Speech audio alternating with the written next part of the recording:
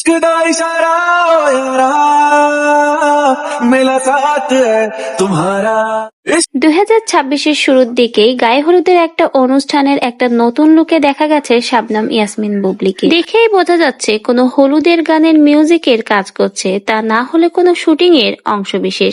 শাবনাম বুবলির বিয়েটা কিন্তু খুব গোপনীয় ভাবে হয়, এজন্য কিন্তু তাদের বিয়েতে হলুদের প্রোগ্রামও হয়নি, এমনকি তার কিন্তু কোনো গায়ে হলুদ হয়নি।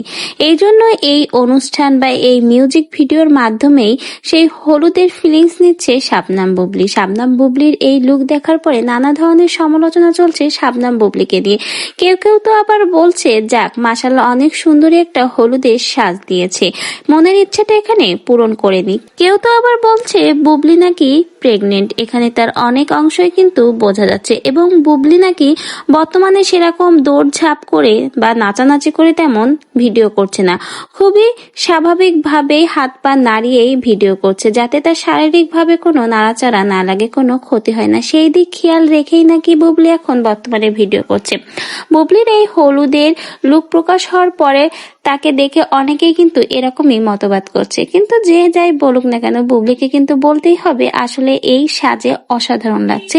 তো যাই হোক, যদিও বুবলির হলুদের অনুষ্ঠানটা হয়নি, তার বিয়েটা খুবই গোপনীয় ভাবে হয়েছিল, এখানে সে হলুদের একটা নতুন লুক নিয়েছে। নতুন এই লুকটা নিয়ে নিজের মনের হলুদের সাজটা সে মিটিয়ে নিল। বেশ ভালোই লাগলো এই হলুদ লুকে বুবলিকে। আপনাদের কাছে বুবলিকে এই লুকে কেমন লাগলো?